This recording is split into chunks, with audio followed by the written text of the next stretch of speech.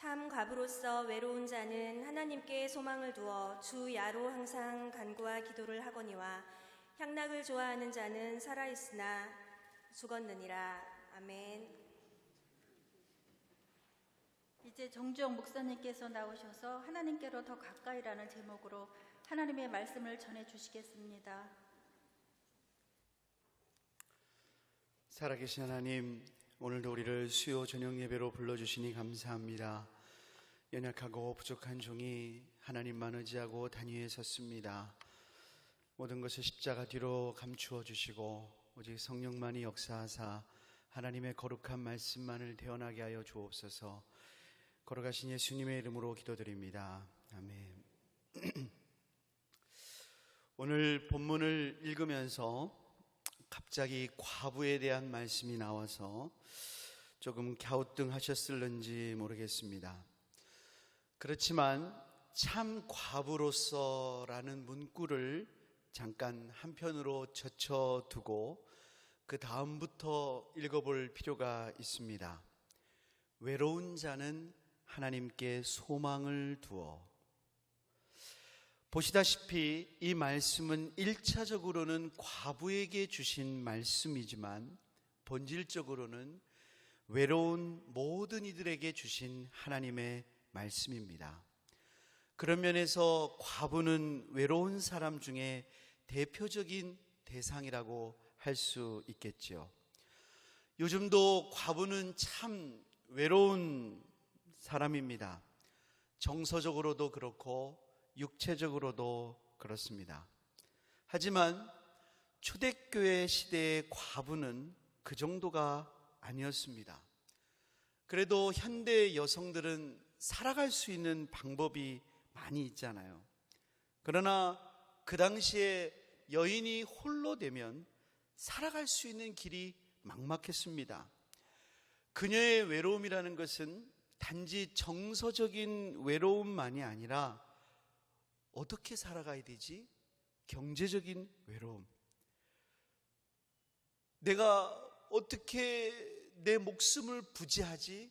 생존에 대한 두려움으로부터 밀려오는 외로움, 사회적인 외로움을 모두 포함하는 것이었습니다. 물론 어떤 이들은 그런 외로움을 해결하기 위해서 재가를 했습니다. 믿는 자들 중에서도 신앙 안에서 재가를 하기도 했습니다. 그런데 어떤 경우에는 계속 과부로서 경제적으로, 사회적으로, 생존의 문제로 육체적, 정서적으로 외로움을 가진 채 그대로 살아갈 수밖에 없었습니다. 아마도 그런 고통 속에서 외로움을 토로하며 얼마나 하나님께 기도했겠습니까?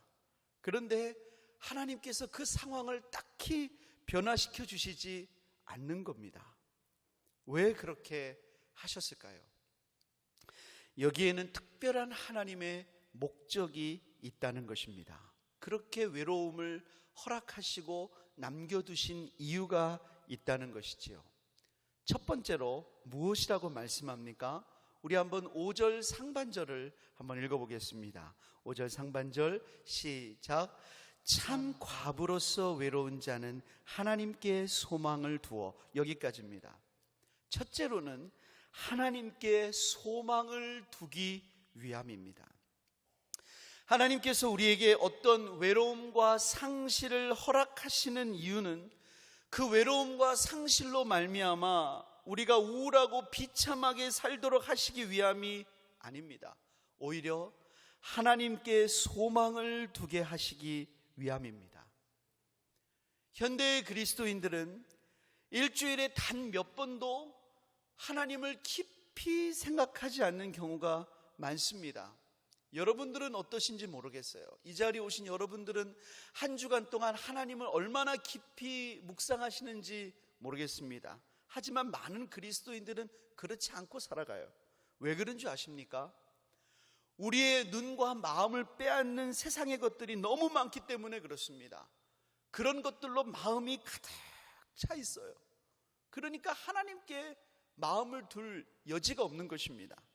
우리 한번 6절 말씀 읽어보겠습니다. 6절 다 같이 시작. 향락을 좋아하는 자는 살았으나 죽었느니라. 예수님을 믿으면서도 육신의 정욕, 안목의 정욕, 이생의 자랑에 마음이 쏟아져 있습니다. 예수님을 믿으면서도 이 세상의 즐거움이 너무너무 좋아요. 그리고 세상의 염려에만 관심이 가득합니다. 그러면 하나님께 마음을 둘 여지가 없다는 거예요. 그래서 여러분 셀 모임 같은 데서요, 이제 처음에 얘기 시작하지 않습니까? 뭐 일반적인 얘기하면서 세상적인 얘기하면은 막 눈을 반짝거리면서 얘기하다가, 자 이제 신앙적인 얘기 좀 합시다, 하나님 얘기 좀 합시다 그러면은 갑자기 눈을 내리깔고 아무 말 수 없는 것처럼 입을 꾹 다무는 분들이 우리 교회는 없겠지만 다른 교회는 있단 말이에요. 다른 얘기 나오면 갑자기 할 말이 너무 많아요. 근데 하나님 얘기만 나오면 왜 이렇게 말수가 없어지는지, 말수가 갑자기 수가 없어져요. 벙어리 된 것 마냥 말이죠. 그런데 세상 거에는 온갖 관심이 너무나 많단 말이에요. 요한일서 2장 15절부터 17절 한번 읽어보겠습니다. 시작. 이 세상이나 세상에 있는 것들을 사랑하지 말라. 누구든지 세상을 사랑하면 아버지의 사랑이 그 안에 있지 아니하니, 이는 세상에 있는 모든 것이 육신의 정욕과 안목의 정욕과 이생의 자랑이니 다 아버지께로부터 온 것이 아니요 세상으로부터 온 것이라. 이 세상도 그 정욕도 지나가되 오직 하나님의 뜻을 행하는 자는 영원히 거하느니라. 사도 요한은 이 세상을 사랑하면 아버지의 사랑이 그 안에 있지 않다고 분명히 말씀하셨습니다. 두 가지를 한꺼번에 다 사랑할 수 없다는 것입니다. 하나님도 사랑하면서 세상도 사랑하면 얼마나 좋아요. 나 두 가지 다 사랑할 수 있습니다. 얼마나 멋진 신앙생활이에요. 나 그렇게 좀 신앙생활하면 안 됩니까? 괜찮은 그리스도인 아닙니까? 하나님도 내가 믿으면서 세상도 좀 누리면서 나 괜찮은 사람 아닙니까? 그럴 수 없다는 거예요. 그리고 이렇게 세상의 즐거움을 사랑하며 살아가는 그리스도인은 살았다고는 하나 마치 사대교회처럼 살았다는 이름은 있으나 영적으로는 죽은 상태라는 것입니다. 물론 그 사람이 정말로 하나님의 자녀라면 때때로 그의 상태가 그렇게 심각한 지경에 놓였다는 것을 느낄 수밖에 없겠죠. 이러면 안 되는데, 이렇게 살면 안 되는데, 그걸 느끼면서도 세상을 사랑하는 그 고리가 끊어지지가 않아요. 이게 정말로 안 끊어지는 거예요. 이게 너무너무 좋은 거예요. 발길이 안 끊어지는 거예요. 여러 번 결심도 해보지만 잘 안 되는 것입니다. 그래서 하나님은 외로움과 상실을 경험하게 하십니다. 하나님의 특별 조치인 것입니다. 이것을 존 웨슬리는 이렇게 설명했습니다. 하나님께서 사람을 자기에게로 끌어당기실 때 가장 쉽게 취하시는 길은 그 사람이 가장 사랑하는 것에서 고난을 받게 하시는 것인데, 거기에는 충분한 이유가 있다. 무슨 말이냐? 하나님께서는 내가 그렇게 원하고 붙들고 즐기고 사모하던 것들이 어느 순간에 얼마나 부질없을 수 있다는 힘을 느끼게 한다는 것입니다. 내가 그렇게 원하던 것들이 어느 순간에 아무것도 아니라는 것을 한순간에 느끼게 하신다는 것입니다. 외로움과 상실이죠. 여러분, 그 모든 것들이 다 직접적인 죄여서 그런 것이 아닙니다. 그 모든 것들이 다 쓸데없는 것이어서도 그런 것이 아닙니다. 하지만 하나님을 느끼지 못할 만큼 나로 하여금 몰두하게 만들었던 그것들이 얼마나 내 영혼을 살아있지 못하게 만들었다는 것을 비로소 깊은 외로움과 상실을 통하여 보게 하시는 것입니다. 그리고 참 소망을 하나님께 두게 하시는 거예요. 내가 그렇게 믿었는데 네가 나를 배신해? 네가 나를 정말 배신하는 거야? 그거를 경험하면서 하나님밖에 없구나. 진짜 이때도 계신 분은 하나님밖에 없구나. 그러면서 참 소망을 하나님께 두게 하시는 거예요. 그런 맥락에서 염려도 마찬가지입니다. 여러분, 왜 하나님께서 염려하지 말라고 하셨습니까? 사실 염려나 쾌락에 빠지는 것은 같은 뿌리예요. 누가복음 21장 34절부터 35절을 읽겠습니다. 누가복음 21장 34절 35절 다 같이 시작. 너희는 스스로 조심하라. 그렇지 않으면 방탕함과 술취함과 생활의 염려로 마음이 둔하여지고 뜻밖의 그날이 덫과 같이 너희에게 임하리라. 이날은 온 지구상에 거하는 모든 사람에게 임하리라. 예수님은 주님이 다시 오실 날을 깨어 있으라고 하면서 방탕함이나 술 취함과 같은 향락과 생활의 염려를 같은 도상에 있는 위험 요소로 말씀하셨습니다. 왜 그럴까요? 이 모든 것들이 마음을 둔하게 한다는 것입니다. 술 취함과 향락만 마음을 둔하게 하는 것이 아니라 생활의 염려에 빠져서 어떻게 먹고 살까? 어떻게 해야 되나? 우리 자녀는 어떻게 키우나? 이런 염려와 걱정도 하나님을 향하는 데에서 내 마음을 둔하게 만든다는 거예요. 하나님을 향한 소망을 두지 못하게 만든다는 거예요. 그런 점에서는 하나님을 바라보지 못하게 한다는 것입니다. 그래서 하나님은 때때로 그런 것들에서 외로움과 상실을 경험하게 하시는 것입니다. 예를 들어 하나님을 절대로 찾지 않을 것 같던 사람이 큰 사업에 실패를 하는 일이 있습니다. 그러면 그것이 하나님을 만나는 계기가 되기도 합니다. 하나님은 그런 사람에게 어려움을 주고 싶은 괴짜가 아닙니다. 하나님은 우리를 골탕 먹이고 싶어 하지 않으세요. 하나님 우리에게 어려움을 주고 싶어 하는 분이 아닙니다. 하나님은 얼마나 선하신 분인지 선인과 악인에게도 모두 다 해를 주시는 그런 좋으신 분이라고 성경은 말하고 있어요. 하지만 하나님 때때로 어떤 사람에게 갑자기 사업에 미끄러지게 하십니다. 왜 미끄러지게 할까요?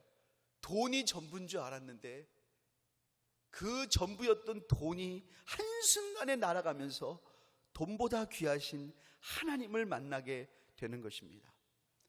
갑자기 어느 날 아무 일도 없을 줄 알았는데 병원에 갔더니 아주 무서운 질병을 선언받는 것입니다. 내가 건강만큼은 자신이 있었는데 병원에 갔더니 너무나 무서운 선고를 받았어요. 그 순간에 여러분 맥이 탁 풀리잖아요. 나에게 이런 질병이 있다니, 내게 이만큼밖에 시간이 없다니. 그 순간에 정말로 이 세상의 덧없음을 깨닫고 하나님을 찾게 되는 것입니다. 사람에 대해서 상처받고 실망할 때 정말로 하나님밖에 없음을 알게 하십니다. 여러분, 여러분의 남편과 아내는 믿을만 하십니까? 여러분의 남편과 아내에게는 혹시 상처받고 실망하신 적 혹시 없으십니까? 여러분의 친구들은 여러분의 마음을 언제나 다 위로해 주던가요? 혹시 여러분의 친구들에게 여러분의 마음을 혹시 상처받으신 적은 없으세요? 하나님은 그런 외로움, 그런 상실을 통해서 그런 외로움 가운데 진정으로 우리의 보호자는 하나님이심을 알게 하신다는 것입니다. 우리 호세아서 2장 14절부터 20절 말씀을 함께 읽겠습니다. 14절부터 20절 말씀 다 같이 읽습니다. 시작. 그럼 보라, 내가 그를 타일러 거친 들로 데리고 나서 말로 위로하고 거기서 비로소 그의 포도원을 그에게 주고 아골 골짜기로 소망의 문을 삼아 주리니 그가 거기서 응대하기를 어렸을 때와 애굽 땅에서 올라오던 날과 같이 하리라. 여호와께서 이르시되 그날에 내가 나를 내 남편이라 일컫고 다시는 내 바알이라 일컫지 아니하리라.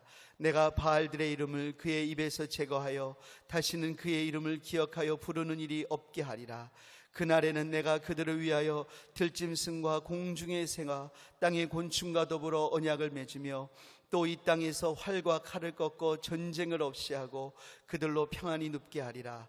내가 내게 장가들어 영원히 살되 공의와 정의와 은총과 긍휼이 여김으로 내게 장가들며 진실함으로 내게 장가들리니 내가 여호와를 알리라. 하나님께서는 바알 신의 바알 숭배에 빠져있는 이스라엘 백성들을 어떻게 하시냐? 14절 말씀을 한번 보여주세요. 내가 그를 타일러, 여기서는 타일러라고 되어 있죠. 원어로 보면 그를 꼬신다는 말이에요. 내가 너를 꼬셔서 거친 들로 이끌어낸다는 것입니다. 광야로 데려간다는 것입니다.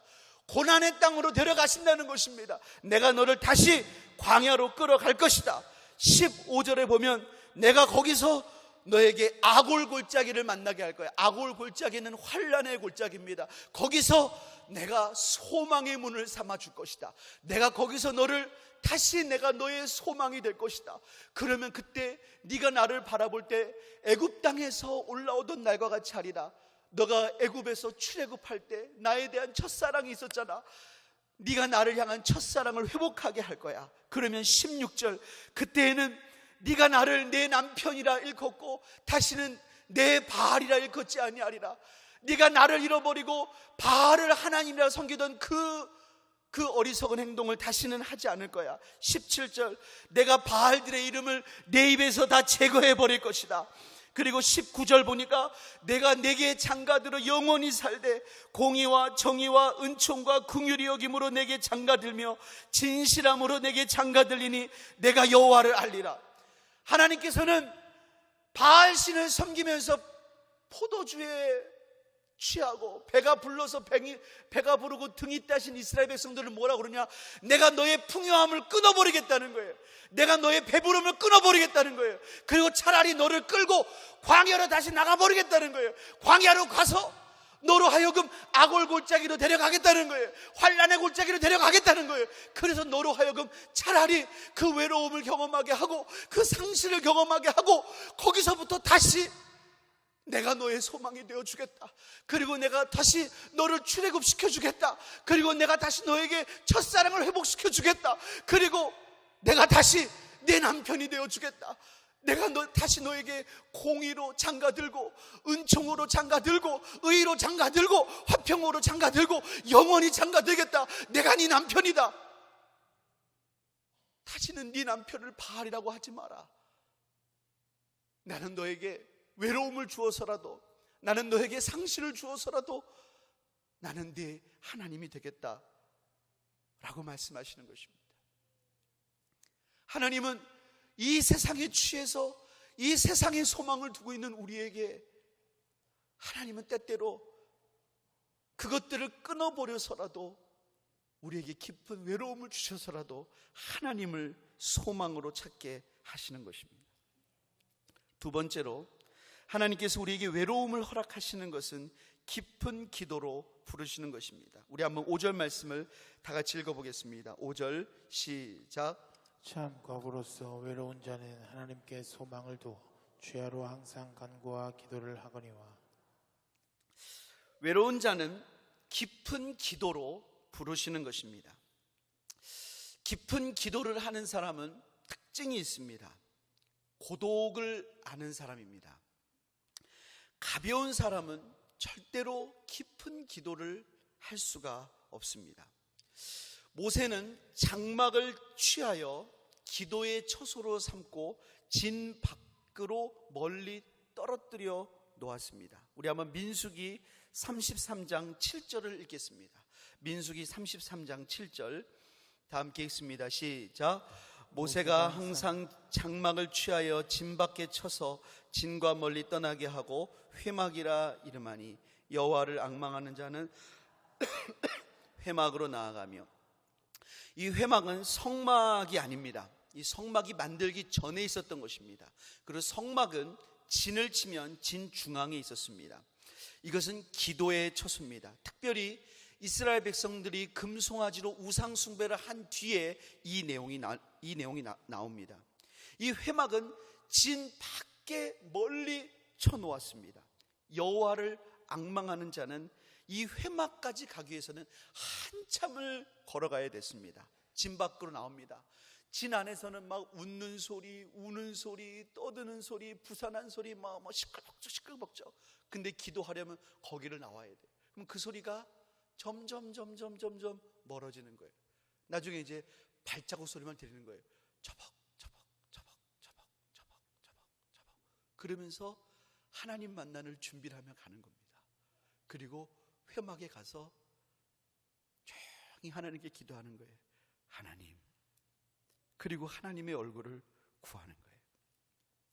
사랑하는 여러분, 이처럼 하나님께 깊이 나아가기 위해서는 세상의 소리로부터 떨어지는 시간이 꼭 있어야 됩니다. 그래서 하나님이 외로움을 허락하시는 겁니다. 사실 현대인들은 참 외로움을 못 견뎌요. 외로움을 어떻게 할 줄을 몰라요. 혹시 여러분 집에 들어가자마자 이렇게 TV 켜시는 분 있습니까? 들어가자마자 본인도 모르게 TV 켜시는 분 있어요. 그리고 자기 전까지 TV 소리를 들으면서 주무시는 분 있습니까? 좀 여러분 이상하다고 생각하지 않습니까? 이상한 거예요. 이상한 거예요. 혹시 여러분 조금이라도 짬이 나면 계속 핸드폰을 만지작 계속 아무 일도 없는데 계속 핸드폰을 해야 되는 분이 있습니까? 이상한 거예요. 계속 핸드폰을. 제가 예비군 동원 훈련을 갔더니 사람들이 다 핸드폰 하고 있는 거예요. 근데 핸드폰을 걷더라고요. 그러니까 사람들이 뭐 할지를 몰라요. 뭐 할지를 모르니까 통성명을 하기 시작해요. 그러니까 제가 점점점 복음을 전할 수가 있어요. 근데 마지막 날 서로 그래서 예수님 얘기를 했거든요. 핸드폰을 주니까 딱 끊겼어요. 다시 대화가 단절이 돼요. 심각한 거예요. 홀로 되었다고 느낄 때 여러분 뭐 하십니까? 여러분 아무도 없어요. 여러분 그러면 뭐 하십니까? 어느 곳에 갔습니다. 아무도 없어요. 핸드폰도 없어요. 여러분 그럼 뭐 하십니까? 아, 이건 기회다. 혹시 이런 생각 드십니까? 하나님. 여러분 혹시 멀리 운전하고 갈 일이 있으면 여러분 뭐 하십니까? 그 시간 여러분 깊이 기도하는 시간이에요. 그 시간 기도하는 시간이에요. 찬양하고 기도하고 방언하고 그런 시간이에요. 얼마나 하나님이 좋은 시간으로 주신 거예요. 하나님은 외로운 자를 깊은 기도로 부르십니다. 골방에서 그를 만나 주십니다. 하나님의 치유와 풍성한 은혜를 베풀어 주십니다. 여러분 과부의 특권이 무엇인지 아십니까? 여러분 과부의 특권이 무엇입니까? 그 인생을 즐길 수 있는 것이 아닙니다. 남편이 들어오는 보험을 보고 행복해하는 것이 아닙니다. 과부의 특권은 하나님께 내가 아무 때나 헌신할 수 있고 내가 하나님께 아무 때나 기도할 수 있다는 것이, 어느 것도 매이지 않고 주님께 나아갈 수 있다는 거예요. 그게 과부의 특권이에요. 성경에 이와 같은 대표적인 인물이 있습니다. 누가복음 2장의 안나입니다. 이 사람은 결혼하고 7년 만에 과부가 됐어요. 여러분 7년 만에 과부가 됐는데 왜 과부가 됐는지 몰라요. 근데 제 생각에는 갑자기 과부가 됐을 거예요. 행복한 결혼 생활 하다가 그때 당시에 의학적으로 의학이 발달하고 이런 게 아니니까 병이 걸렸어도 갑자기 알고 죽었든지 무슨 사고로 죽었든지 남편이 갑자기 세상을 떠났을 거예요. 얼마나 행복하다가 얼마나 가슴이 찢어졌겠어요. 근데 그때부터 성전을 떠나지 않고 84세가 되었습니다. 성전을 떠나지 않으니까 아마 성전에다가 조그마한 처소를 줬던 것 같아요. 그래서 골방에서 지내는데 뻑하면 밤낮으로 기도하고 뻑하면 금식하면서 그렇게 보냈어요. 그러다가 84세가 되었는데 그때 예수님이 태어나셔서 아기 예수님이 성전의 결례를 행하러 왔는데 그걸 보는 순간에 이 예수님에 대해서 하나님께 찬양하고 이분이 예루살렘을 속량할 분이라고 그분에 대해서 예언했어요. 왜 그랬는지 아십니까? 이분은 골방에서 날마다 주님과 잔치를 벌이던 분이었어요. 이분이 거하던 골방은 너무나 작고 보잘것없는 처소였지만 사실 그곳은 하늘의 만찬이 벌어지던 주님과의 비밀 대화 장소였어요. 거기서 주님을 생생히 느꼈던 것입니다. 그러다가 그 주님을 내 눈앞에 본 거예요. 그러니까 한 번에 알아본 거죠. 날마다 골방에서 만나던 주님을 아기 예수님으로 만나니까 한눈에 알아본 거예요. 바로 이분이구나. 그래서 그분에 대해서 예언을 하고 그분에 대해서 증거를 했어요. 이 안나라는 과부는 그렇게 주야로 하나님께 기도하면서 과부라는 아픔도 어느새 다 잊어버렸습니다. 그리고 하나님 한 분만을 즐기고 기뻐하며 감사하는 영적인 풍성함이 그의 심령 가운데 차고 넘치는 은혜로 채움을 받았습니다. 사랑하는 여러분, 우리는 다 이 세상을 살아가면서 외로움과 상실을 경험합니다. 그것은 참 가슴 아픈 결핍이에요. 여러분 가운데 혹시 이 세상을 살면서 결핍이 없는 분 있습니까? 결핍이 없는데도 이 자리에 나온 분 있어요? 재정적인 결핍, 건강의 결핍, 자녀의 문제,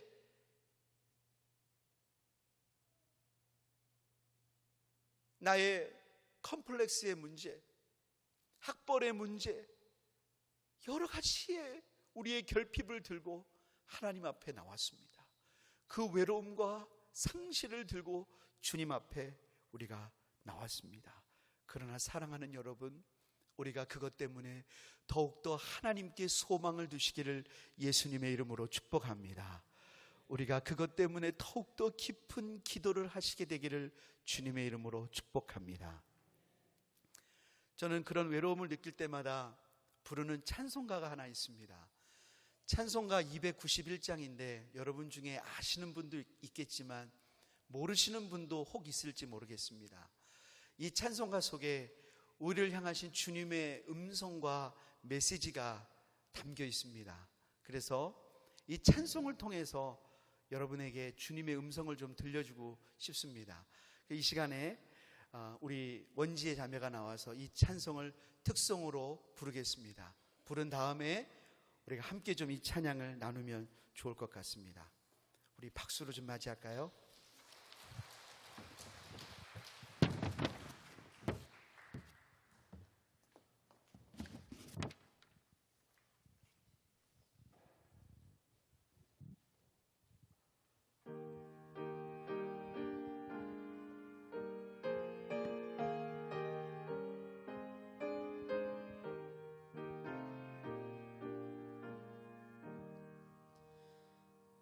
외롭게 살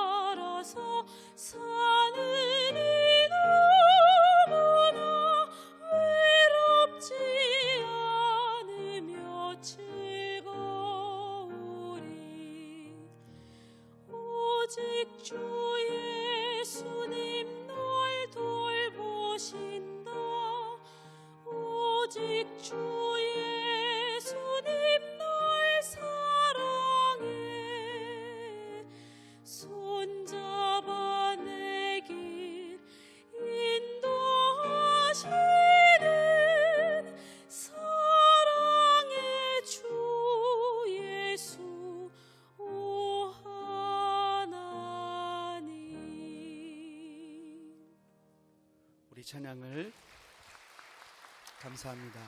우리 찬양을 다 함께 한번 좀 불러보겠습니다. 우리의 마음을 담아서 우리 함께 고백합니다. 외롭게 사느니 외롭게 사느니 그 누군가 마음 아파 헤매는 그대로다.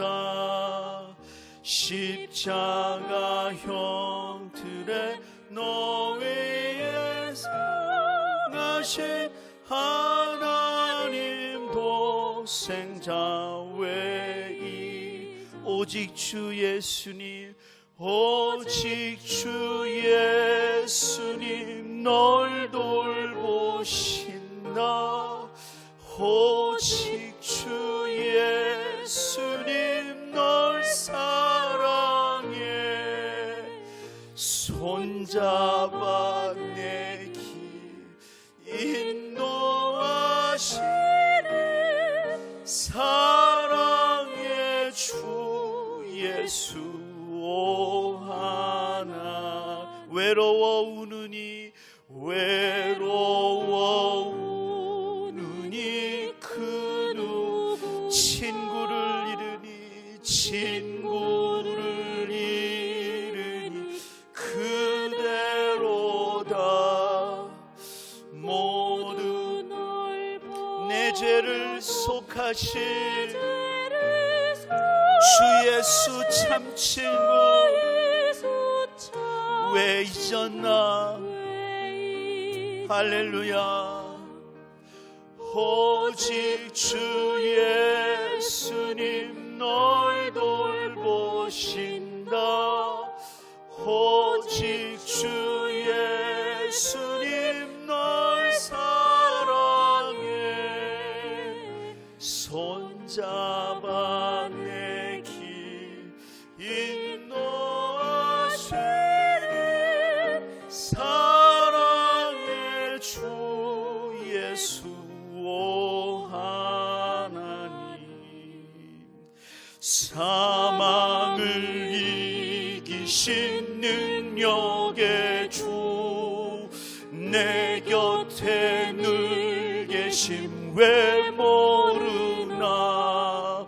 주 말씀 따라서 사는 이 누구나 외롭지 않으며 즐거워. 오직 주 예수님 널 돌보신다. 오직 주 예수님 널 사랑해. 손잡아 내 길 인도하시는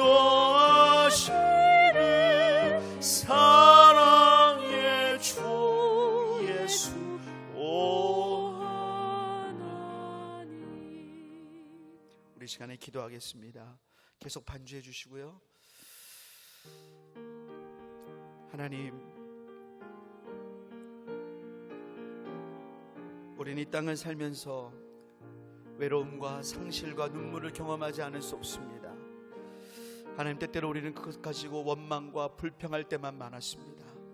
하나님, 그러나 이제는 우리가 그것 때문에 하나님께 우리가 소망을 두게 하여 주옵소서. 더욱더 하나님께 깊이 나아가는 기도의 사람이 되게 하여 주옵소서.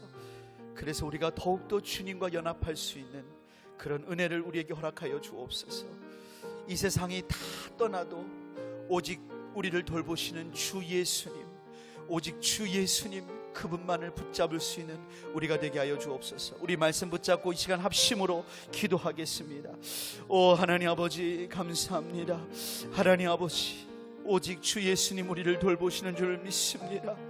외롭게 사는 그때에도, 마음 아파 헤매는 그때에도 십자가 형틀에 우리를 위해 상하신 하나님의 독생자가 계심을 믿고 감사드립니다. 하나님, 외로운 자는 하나님께 소망을 두게 하여 주시고, 하나님 밤낮 하나님께 간구와 기도를 아뢰 수 있는 그런 놀라운 하나님의 은혜를 허락하여 주옵소서. 하나님, 외로울 때 우리를 홀로 두지 마시고 하나님 그 걸음걸음마다 주님 동행하여 주시며, 하나님 좁은 길을 갈 때에도 성령으로 말미암아 기뻐할 수 있는 그런 하나님의 놀라우신 은혜로 우리를 채워 주시옵소서. 하나님의 성령으로 우리를 붙잡아 주시고 주님의 능력으로 우리를 새롭게 하여 주시옵소서. 오 하나님, 우리 계속해서 기도하겠습니다. 우리 나라와 민족을 위해 기도해 주시고 우리 교회를 위해 기도해 주시기를 바랍니다. 우리 교회를 위해서 계속 기도해 주시고, 특별히 담임 목사님께서 베트남 선교 일정 가운데 계십니다. 하나님, 우리 목사님 영역을 갑절로 더해 주시고 선교 일정 걸음걸음마다 하나님의 능력으로 승리하는 발걸음 되게 하여 주시옵소서. 특별히 우리 교우들 가운데 여러 가지 질병, 고통, 환난으로 어려움 당하는 분들 하나님 고치시고 치유하여 주옵소서. 우리 나라와 민족과 교회와 담임 목사님을 위해서 다시 한번 기도하겠습니다. 하나님 아버지 감사합니다. 아버지, 이 나라와 민족을 위해 기도합니다.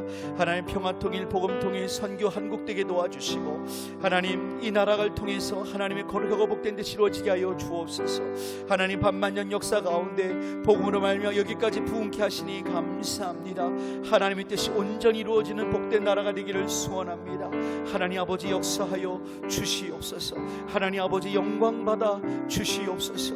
하나님의 뜻이 존귀히 나타나는 나라 되기를 원합니다. 5만 교회 1200만 성도를 붙잡아 주시고 우리 교회를 하나님 붙잡아 주시기를 소원합니다. 특별히 담임 목사님 베트남 선교 일정 가운데 계십니다. 하나님 아버지, 붙잡아 주시옵소서. 아버지, 영역을 갑절로 더해 주시고 걸음걸음마다 주의 복음의 능력이 나타날 수 있도록 하나님 함께하여 주시옵소서. 아버지, 그래서 그 땅에 놀라운 하나님의 구원의 역사를 나게 도와주시옵시고 하나님, 사회주의 나라에 하나님의 생명이 임할 수 있도록 아버지 하나님 역사하여 주옵소서. 우리 교우 가운데 여러 가지 시험과 고통, 질병 가운데 하나님의 은혜를 간구하는 손길이 있습니다. 하나님 고치시고 치유하시고 만지시고 하나님의 능력의 손으로 주장하여 주옵소서. 하나님 주관하여 주옵소서. 우리 마지막으로 우리 자신의 기도 제목을 놓고 기도하겠습니다. 오늘 우리가 주님 앞에 나왔습니다. 우리 모든 기도의 제목을 응답하시고 하나님 흠양하여 주옵소서. 오늘 특별히 주관하여 드리는 필리핀 지역을 위해서 우리 같이 다시 한번 합심으로 기도하겠습니다. 하나님 아버지 감사합니다. 오늘도 우리가 주님 앞에 나올 때 우리 자신을 주님 앞에 드리며 나옵니다. 우리의 상한 마음을 드리고 우리의 아픔을 드리고 우리의 문제를 올려드립니다. 하나님 아버지, 우리의 모든 것들을 주님께 드리오니 주님 우리를 받아 주옵소서. 우리가 기도할 때마다 주님께 가까이 하심을 하게 하시니 감사합니다. 주님, 우리 기도의 귀를 기울여 주시니 감사합니다. 하나님 아버지, 우리의 마음의 소원을 응답하여 주시고 연락하여 주시옵소서. 아버지 하나님, 또한 필리핀 지역 주간으로 오늘 수예배를 드립니다. 하나님 기쁘게 흠양하여 주시옵시고 정말로 하나님 앞에 모이기를 힘쓰고 기도하며 하나님께 영광이 되는 귀한 지역이 될 수 있도록 하나님 역사하여 주옵소서. 오늘 우리가 하나님 앞에 예배하며 주님 앞에 우리의 소원을 아뢰입니다. 기도하고 주님 앞에 간구하는 모든 것들마다 아름답게 응답되도록 주님 역사하여 주옵소서. 걸어가신 예수님의 이름으로 기도드립니다. 아멘.